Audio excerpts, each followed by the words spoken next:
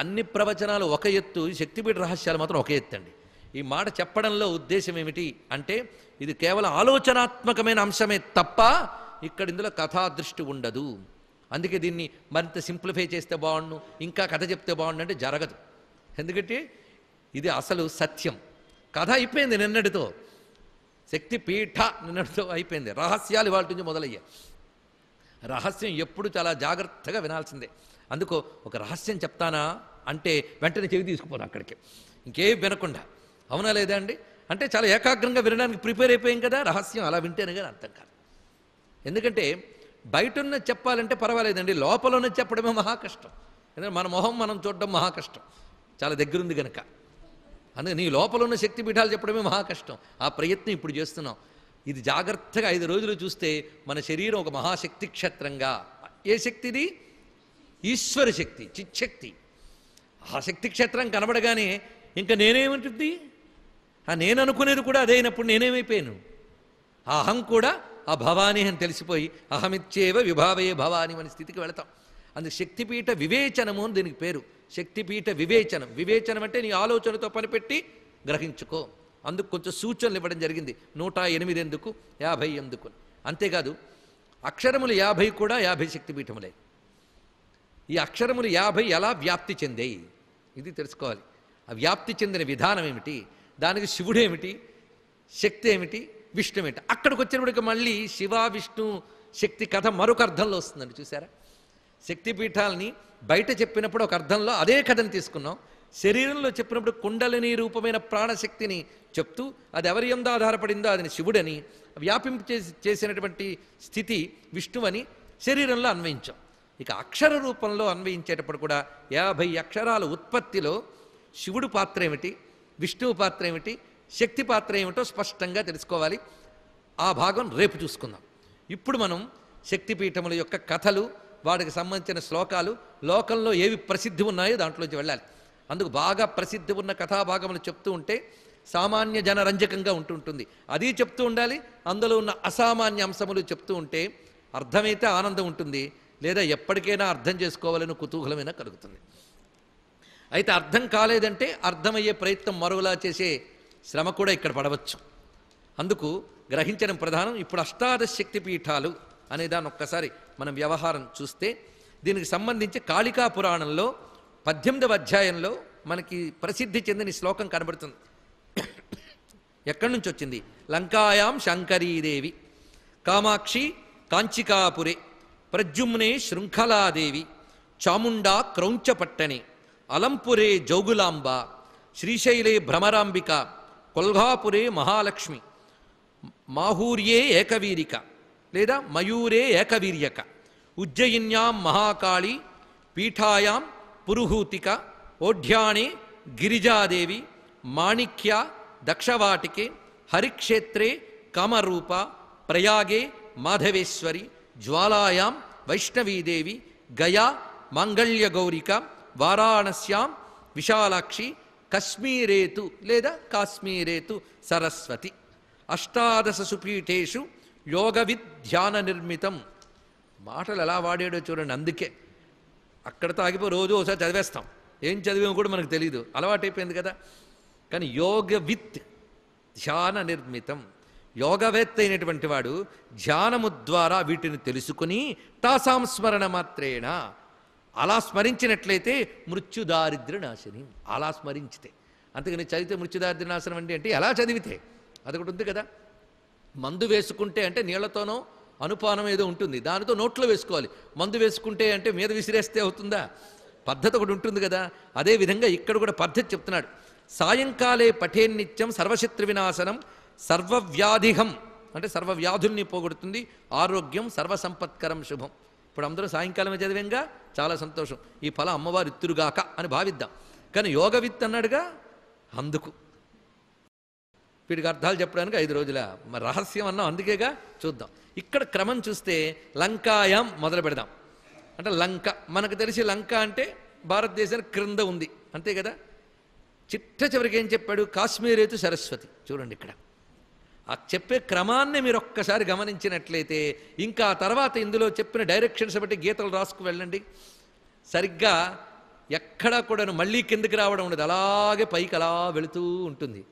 ఇలా మనం మొత్తం లంక కూడా భరతవర్షంలో భాగంగానే తీసుకోవాలి మనం. అలా తీసుకున్నట్లయితే సరిగ్గా క్రింది భాగం నుంచి పై వరకు చూసినట్లయితే ఎలా కనబడుతుందంటే మూలాధారం నుంచి సహస్రారం వరకు.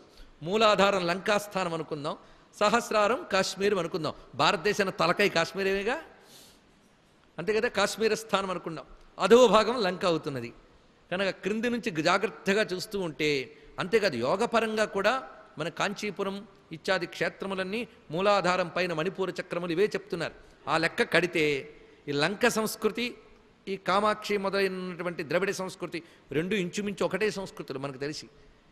అక్కడంతా శక్తి ఆరాధన ఒకేలా జరుగుతున్నది. అందుకది మూలాధార క్షేత్ర స్థిత మణిపూరం వరకు ఉండేటటువంటి ఆ ఉపాసనంతా అక్కడే మనకు గోచరిస్తుంది. కనుక లంకతో మొదలుపెట్టి కాశ్మీరంతో చెప్పడంలోనే ఈ కాళికా పురాణ కర్త ఒక అద్భుతం ఏదో చూపిస్తున్నాడు మనకి. ఈ మధ్యలో అన్నీ కూడా మధ్యలోవే. ఇటు ఆంధ్రదేశం దాటం, ఒరిస్సా దాటం, ఉత్కళం దాటం. ఎందుకంటే మన విభాగాలు మనం ఎలాగున్నప్పటికి కూడా భారతదేశంలో శక్తి మాత్రం మొత్తం వ్యాపించిందండి. దానికి ఏం విభాగం ఉంది ఇక్కడ? ఇక్కడ ఒక్క మాట ఆలోచిస్తే ఈ శక్తిపీఠాలు కేవలం భారతదేశంలోనే ఉన్నాయా, ఇతరత్రా లేవా అంటే అదృష్టవశాత్తు భారతదేశంలోనే ఉన్నాయి. ఏం చేస్తాం మరి? ప్రపంచమంతా అమ్మవారిది అయినప్పుడు భారతదేశంలోనే ఎందుకున్నాయండి? ఇది ఒకటి తెలుసుకోవాలి. మనకి ఊరంతా కరెంట్ ఉండొచ్చు, కానీ కరెంటు సప్లై చేసేటువంటి ప్రధానమైన గ్రిడ్డు అది ఒక చోట ఉంటుంది, ప్రతి చోట ఉండదు కదండి ఇక్కడ. అలాగే ప్రపంచానికి అంతటికి కూడా దివ్యశక్తిని సంపాదించి అందించగలిగేటువంటి శక్తి అదృష్టవశాత్తు భారతదేశానికి ఉంది. దాని డిపార్ట్మెంట్ ఇది. దివ్యత్వానికి కేంద్ర స్థానం భారతదేశం. ఒప్పుకున్నా ఒప్పుకోకపోయినా ఇదే. ఇది రుజువు చేయాలండి ఇంకా చాలా కాలం పడుతుంది. అంత కష్టం మనం పడక్కర్లేకుండా ఋషులు ఎప్పుడూ తేల్చి చెప్పారు. ఎందుకంటే ఏది యజ్ఞభూమో, ఏది తపోభూమో, ఏది వేదములు పుట్టిన భూమో అది. అందుకే చెప్తాడు, ఎక్కడ దర్భలు పుడతాయో, ఎక్కడ నల్లజింక తిరుగుతుందో, ఎక్కడ కొన్ని యజ్ఞవృక్షములు ఉంటాయో ఆ దేశము దేవతలకు ఆవాసము అని చెప్పారు. అదృష్టవశాత్తు ప్రపంచం మొత్తం మీద ఆ దేశం భారతదేశం మాత్రమే. అందుకు భారతదేశమే శక్తిపీఠము, తప్పేమీ లేదు.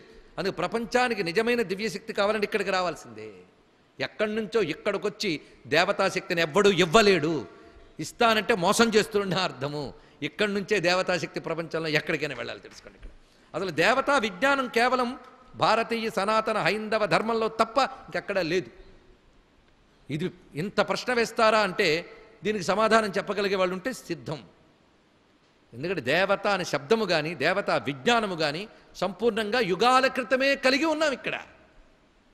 అది ఇక్కడ తెలుసుకోవాల్సిన అంశం. అందుకే భారతదేశంలో ఒక్కసారి మనం ఆలోచిస్తే క్రింది నుంచి పై వరకు శక్తిపీఠాలు. శక్తిని మనం ఏమంటాం? జగన్మాత అంటాం, అంతే కదా. శక్తే కదా సృష్టిని తల్లి ఎలాగైతే పిల్లాన్ని కని పెంచి పోషిస్తోందో అలాగే మనల్ని అందరినీ కని పెంచి మన ఉనికికి ఆధారమైనటువంటిది ఆ శక్తియే గనక శక్తిని తల్లి అని పిలవడం గొప్ప విషయం అండి. అందుకే ప్రపంచాన్ని నడిపే పరమేశ్వర శక్తిని తల్లి అని పిలిచిన భారతీయ ఋషి యొక్క సంస్కారానికి, విజ్ఞానానికి, భక్తికి మనం నమస్కారం చేసుకుందాం. తల్లి అని ఉపాసిస్తున్నాడు. ప్రపంచంలో ఎవ్వరూ కూడా భగవత్ శక్తిని తల్లి అని ఉపాసించడు. అందుకే తల్లికి వందనము అనమంటే అనలేని వాళ్ళు కొందరు ఉన్నారు.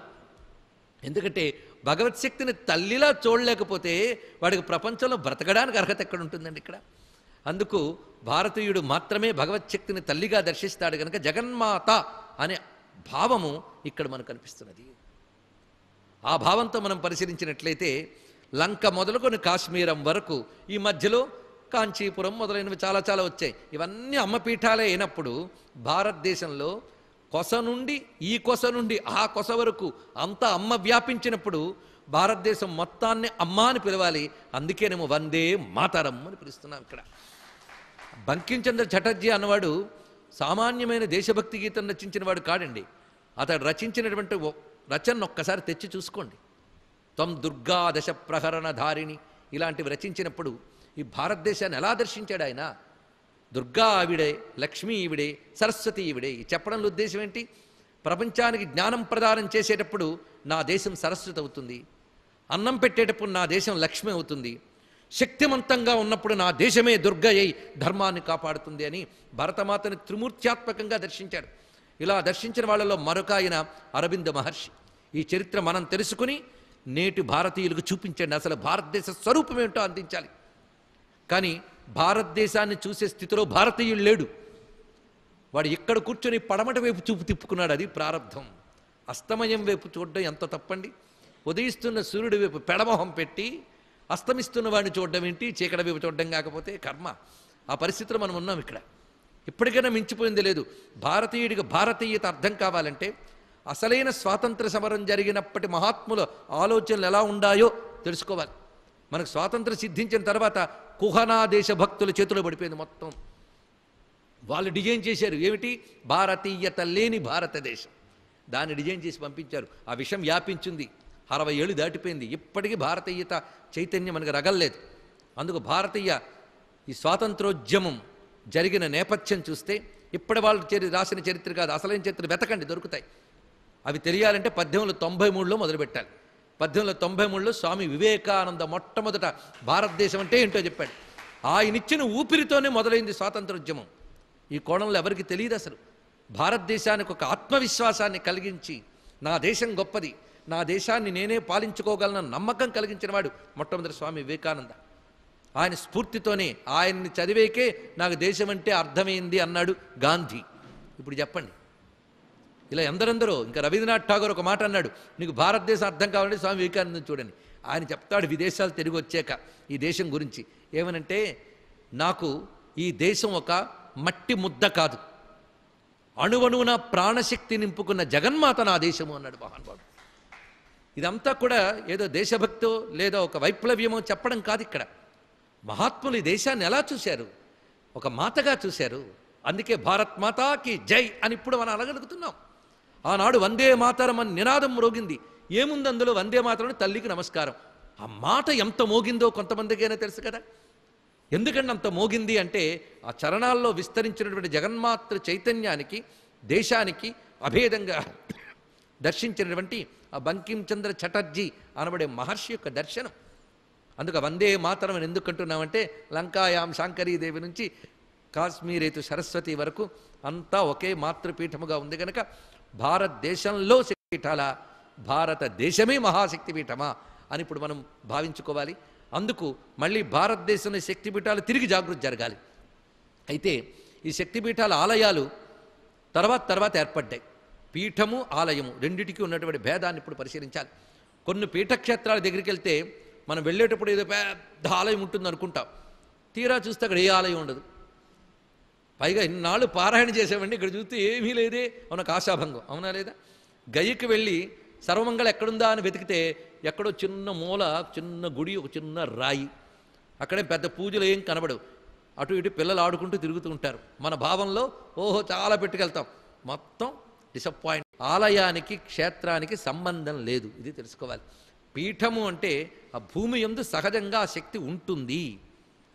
అది కేవలం అది శాస్త్రము ద్వారా తెలుసుకుని ఆ చోటుకు వెళ్ళి సాధన చేసుకోవాలి. అక్కడ అమ్మవారు ఆ రూపంతో ఉన్నారని సాధన చేయాలి. పూర్వం ఇలాగే ఉండేవి క్షేత్రములన్నీ. తర్వాత కలిలో సూక్ష్మ దృష్టి నశిస్తుంది గనక ఆ చోటు యందు మనకు భావన కలగడం కోసమని ఋషులు ఆలయ నిర్మాణం అనేది చేపట్టారు. అక్కడ ఆలయం అనేది చేపట్టడం వల్ల అక్కడ ఆ శక్తి ఉంది అని ఒక భావం మనకు కలిగి ఆ భావాన్ని మనం సాధనలోకి తెచ్చుకునే అవకాశం ఉంది. అది మనకు అందుకు ఏర్పరిచారు. ఎందుకంటే కలియుగంలో స్థూల దృష్టి ఎక్కువ, సూక్ష్మ దృష్టి తక్కువ. ఆ కారణం చేతనే స్థూలమైన కథలు చెప్తూ ఉంటే ఉండే రంజకత్వం సూక్ష్మమైన జ్ఞానం చెప్తూ ఉంటే రాదు. ఎందుకంటే జ్ఞానం ఎప్పుడు సూక్ష్మమే, సటిల్ అంటామే. ఆ సటిల్ పాయింట్స్ చెప్పేటప్పుడు ఎవరో కొద్దిమంది జ్ఞానులు తప్ప అందరూ ఆస్వాదించలేరు. కానీ శక్తి ఎప్పుడు సూక్ష్మమేగా, కానీ శక్తిని చెప్పాలని సూక్ష్మంగానే చెప్పాలి. అందుకు స్థూలంగా మనకి ఒక సాధకుడికి ముందు భావం కలగడం కోసమని కలియుగంలో ఎక్కువగా ఈ అజ్ఞాన బాహుళ్యం పెరిగిపోతుందండి. అయితే అజ్ఞానం పెరిగితే పర్వాలేదు, కానీ అజ్ఞానం విజ్ఞానం అనుకునేటటువంటి ఒక మహాజ్ఞానం పెరిగిపోతుంది. అది కూడా వచ్చింది బాధ. స్థూల దృష్టే గొప్ప జ్ఞానం అనేటువంటి పద్ధతి ఏర్పడడంతో మనకి తర్వాత ఆలయాలు ఏర్పడ్డాయి. ఈ ఆలయాలు ఒక్కొక్కప్పుడు ఋషులు దేవతలు ప్రేరణ కల్పించి మరీ తయారు చేయించుకుంటూ ఉంటారు. ఒక రాజుగారికి కల్లో కనబడింది, ఆలయం కట్టమంది అని వింటాం. అవన్నీ సత్యమే. ఎందుకు కట్టమంది? ఆవిడ గుడి లేకపోతే ఉండలేదా? ఒకప్పుడు మహానుభావుడు వివేకానందకు అమ్మవారి గుడి ముందు కూర్చొని, అమ్మ నీ ఆలయాలు, నీ సంస్కృతి ధ్వంసమైపోతోంది తల్లి అంటే ఆవిడ కనిపడిందిట. నువ్వు బాధపడకురా నాన్న, నా ఆలయం ఎవ్వరూ ధ్వంసం చేయలేరు. ఇక్కడ నువ్వు చూస్తున్న రాతి ఆలయంలో నా ఆలయం ఎంత ఉందో చూస్తావా అని చూపించిందిరండి. ఒక దివ్యమైన తేజోమయమైన సువర్ణ కాంతులతో విరాజిల్లుతున్న ఒక అద్భుతమైన భవ్య మందిరం దర్శనమిచ్చిందట. ఇది నా ఆలయం. ఈ ఆలయాన్ని ఎవ్వడు తొలగించలేడు. కేవలం స్థూలంగా ప్రతివాడికి కనబడుతోంది గోడలు. వాడు అక్కడ ఉనికి పెట్టుకున్నాడు, వాడు తరించడం కోసం. ఒకడు నమ్మకంతో కట్టుకుంటాడు, ఇంకోటి నమ్మకం లేక తీసేస్తాడు. వాడు కట్టినది గోడ, వాడు తీసింది గోడ. నన్ను ఎవడు తీయలేడని చెప్పిందండి అమ్మవారు. ఇది తెలుసుకోవాల్సింది. దీనికి మనం ఒక ఉదాహరణ గతంలో చెప్పుకున్నాం, మరొకసారి చెప్పుకోవచ్చు. ఒకడు బల్బు పెట్టుకుని వెలిగించుకుంటున్నాడు, దానితో పనులు చేసుకుంటున్నాడు. ఎవడో వచ్చాడు, ఆ బల్బును పగలగొట్టాడు. కానీ విద్యుత్ శక్తిని పగలగొట్టాడా? బల్బును పగలగొట్టాడు. ఆ హోల్డర్లో ఆ బల్బు బదులు మరో బల్బు పెట్టుకుంటే మళ్ళీ వస్తుంది. పెడితే కొడుతూ ఉన్నాడు అనుకోండి, ఆఖరికి విసిగిపోయి మనం ఏం చేస్తాం? ఏ బల్బు పెట్టకుండా ఊరుకుంటాం. మనం పెట్టలేదు కానీ అక్కడ ఉంది అది. ఎప్పుడో మరొకడు తెలివైన వాడు వచ్చి ఎవడు కొట్టేవాడు లేడన్నప్పుడు మరో బల్బు పెడతాడు. అలాగే ఒక క్షేత్రంలో ఆ శక్తి ఉంది అని శాస్త్రం చెప్పినప్పుడు మహర్షి తపస్సుతో దాన్ని దర్శిస్తాడు. అందరూ తరించాలనే ఉద్దేశంతో దానికి సంకేతంగా ఒక విగ్రహమో ఒక రాయో పెడతాడు. బల్బులోకి విద్యుత్ శక్తి వచ్చినట్టు ఋషి సంకల్పంతో దేవతాశక్తి ఆ రాయిలో ప్రవేశిస్తుంది. ఆ రాయి దగ్గరికి వెళ్ళి ఇది శివలింగం, ఇది అమ్మవారు అని మనం పూజ చేస్తాం. అంతే కదా. తర్వాత ఏ దుర్మార్గుడో వస్తాడు, ఆ రాయిని పగలగొడతాడు. అప్పుడు మనం ఏమనుకుంటాం? శివుణ్ణి పగలగొట్టలే. బల్బును పగలగొట్టడం, విద్యుత్ శక్తిని పగలగొట్టడం ఎలా కాదో లింగాన్ని పగలగొట్టడం, శివుణ్ణి పగలగొట్టడం కాదు. ఇది తెలుసుకోవాల్సినది. ఇది ముందు మనం తెలుసుకుంటే అయ్యో ఎందుకు ఇలా జరిగిన ప్రశ్న ముందు మనలోంచి పోతుంది. అయితే అలా పగలగొడితే తప్పు లేదా అంటే పరమ తప్పు. ఎప్పుడైనా ఒకడి విశ్వాసాన్ని హింసించడం అసలు మానవతావాదం ప్రకారమే తప్పు, మతవాదం ప్రకారం వదిలేయండి. ఒకడు తన ఆలోచనతో ఒక మంచి శిల్పం చేసి ఒక కట్టడం కట్టుకున్నాడు అంటే, దాన్ని వచ్చి ఒకడు హింసించాడు అంటే అసలు వాడిని మనిషి అని ఒప్పుకోకూడదు. ముందు వాడు మానవుడే కాడు. ఒకడు విశ్వాసాన్ని, ఒకడు కట్టుకున్న కట్టడాన్ని కూల్చాడంటే వాడు మనిషి అనే పదానికి అర్హుడు కాడే. వాడిని ఏ మతం క్షమిస్తుంది? ఒకవేళ వాడిని క్షమిస్తే అది మతమే కాదు, అది రాక్షసత్వం. అది అలాంటి వాళ్ళు ఈ దేశం మీద పడి ఈ శక్తిపీఠాలని, జ్యోతిష్పీఠాలని, జ్యోతిర్లింగాలని, విష్ణు క్షేత్రాలని ధ్వంసం చేసి పారేశారు. వాళ్ళని చరిత్ర క్షమించదు. వాళ్ళు నమ్ముకునే దేవుళ్ళు కూడా వాళ్ళని క్షమించరు. అందులో సందేహం లేదు. దెబ్బతినేది ఎవరు? మన విశ్వాసం దెబ్బతింది, అంతేగాని భగవంతుడు దెబ్బతింటాం. మళ్ళీ ఎప్పుడో మరో మహర్షి మహాతపస్సు వస్తాడు, అక్కడ నిలబెడతాడు, వస్తుంది. మనకంటూ మంచి కాలం ఉన్నప్పుడు మన కాలంలోనే చూసుకోవచ్చు. అందుకే ఒక్క చిత్రం మీరు గమనించారా? ప్రపంచంలో ఒక రెండు మతాలు అంతా వ్యాపించి హింసతో అన్నిటినీ నాశనం చేశాయి. ఎన్నో అందమైన సున్నితమైన సంస్కారవంతమైన చిన్న చిన్న లేత లేత మతాల్ని కాలరాసేయండి. పువ్వుల్ని మొగ్గల్ని కాలుతో రాసేసినట్టు ఎన్నిటి రాసేసేయో. అక్కడ సౌత్ అమెరికాలో మాయన్ కల్చర్ని, ఇంకా మరొక వైపు మరో సంస్కృతిని ఇలా కాలరాసి పెట్టాయి. కత్తులు నూరై మానభంగాలు చేసే, ప్రాణభంగాలు చేసే, హింసలు చేసే. ఇప్పుడు పావురాయి బొమ్మలు చూపించుకుంటూ శాంతి కాముకులమని దొంగ మాట్లాడుతున్నారు. అవునా లేదా చెప్పండి. ఇక్కడ ఇంత మాటలు చెప్తారండి శక్తిపీఠ రహస్యాలు చెప్పకుండా. అంటే ఏ శక్తిపీఠం లోపల నుంచి పలికిస్తుందో మనకేం తెలుసు? ఆలోచించండి. అసలు ఎక్కడ మనం పొరపాటు పడుతున్నామని తెలియాలి. మన చరిత్ర ఎలా దెబ్బతింది, తిరిగి ఎలా మనం పునరుద్ధరణ చేసుకోవాలనే ఆలోచన ఏమాత్రం రేకెత్తితే సంతోషమే. ఇలా వాళ్ళు అన్ని ధ్వంసం చేశారు, కానీ భారతదేశంలోకి వచ్చి ఇక్కడ ధ్వంసం చేశారు. ధ్వంసం చేశారే కానీ నిర్మూలించగలిగారా? వాడు విశ్వనాథ మందిరం కట్టితే, నాశనం చేస్తే చేశాడుగాక, కానీ ఆ ప్రక్కనే మరొక విశ్వనాథ మందిరం లేచి ఇప్పుడు కోట్ల కొలది ప్రజల చేత పూజింపబడుతుంది. ఆలయం ధ్వంసం చేశాడు కానీ ఆరాధనలు ఆపగలిగారా? చెప్పండి. ఇక్కడెక్కడ అది భారతదేశంలో ఉన్న శక్తిపీఠముల యొక్క స్వాభావిక శక్తి. అందుకే ఒక మనిషి ఒక పుస్తకం ద్వారా బలవంతంగా హింసతో తెచ్చిపెట్టిన మతాలు ఏదో వాళ్ళ కాలం కలిసి వచ్చింది కానీ కొంతకాలం వెలిగిపోతాయేమో, కానీ మహర్షులు తపస్సుతో ఆవిష్కరించుకున్న గొప్ప సత్యాల మీద ఆధారపడ్డ ఆర్ష సనాతన హైందవ ధర్మం ఎప్పుడూ నశించదు. ఇదంతా శక్తిమయం. ఎందుకంటే భారతదేశం తలచుకోగానే కాశ్మీరేతు సరస్వతి నుంచి లంక వరకు ఉన్నటువంటి ఆ మాతృచైతన్యమంతా స్ఫురణకు రాగానే, తల్లి యుగాల క్రితం ఎంత వెలిగేవు తల్లి నువ్వు. క్రమంగా కొద్ది శతాబ్దాల నుంచి ఏమిటి ఈ దుర్గతి అనే వేదన కలిగితే, అమ్మా తిరిగి నువ్వు జాగృతమై మమ్మల్ని కాపాడు అని ప్రార్థన చేసుకోవాలి. అలా క్రమంగా మన నిర్లక్ష్యం చేత ఆ శక్తి అంతర్లీనమై ఉండిపోతుందిగా, నశించదు. మళ్ళీ సాధన ద్వారా ఏ మహాత్ముడో మళ్ళీ ఆలయాలు కడుతూ ఉంటాడు. అలాగే శక్తిపీఠాలన్నిటికీ భవ్యమైన ఆలయాలు కనబడతాయి అనుకోవడానికి లేదు. కామాక్షి మందిరం చూస్తే బహు శోభాయమానంగా కనబడుతుంది శక్తిపీఠంలో. కొల్హాపురి మహాలక్ష్మి అలాగే కనబడుతోంది. అలాగే కామగిరి కామాక్ష కూడా గొప్పగానే కనబడుతోంది. కానీ అంత విశాలాక్షి మందిరం ఊహించుకుంటే గూడు మిగిలిందండి.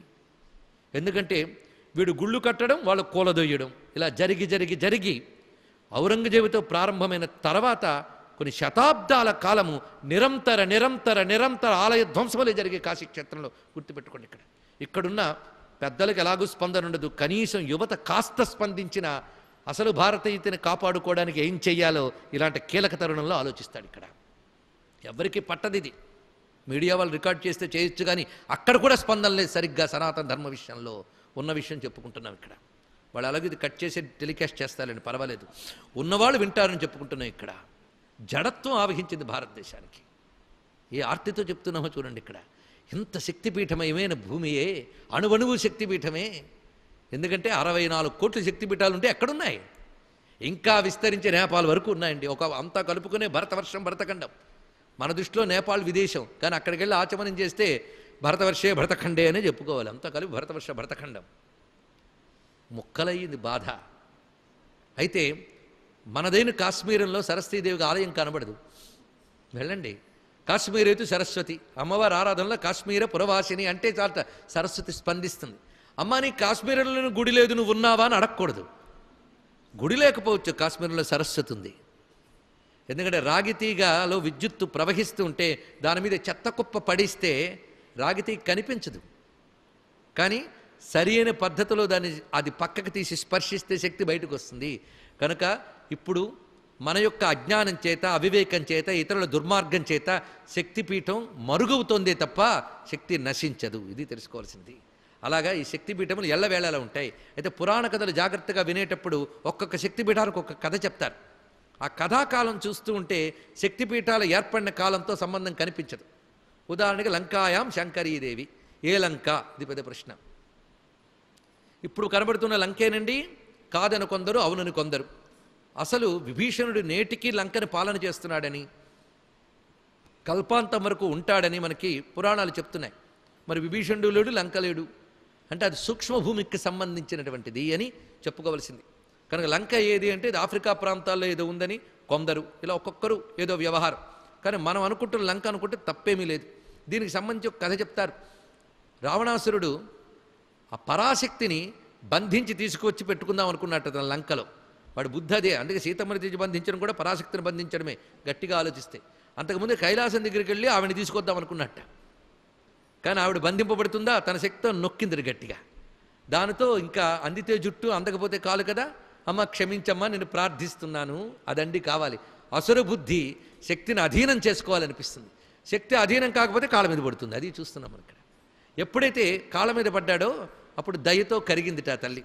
కరిగి శివుడు అనుమతిస్తే నీ లంకకొచ్చి నేను ఉంటాను. ఎందుకంటే అమ్మ ఉంటేనే వాడు లంక ఉంటుంది. అమ్మవారు అనుగ్రహం లేకపోతే వాడు పాలించలేడు. వాడికి ఐశ్వర్యం ఎక్కడ, జ్ఞానం ఎక్కడ, క్షేమం ఎక్కడ? అమ్మ అనుగ్రహం ఉండవలసిందే, వాడికైనా కావాల్సిందే. అందుకు శంకరి అనుగ్రహిస్తే శాంకర్ వస్తుంది. అందుకు శంకరుణ్ణి ప్రార్థన చేసేట.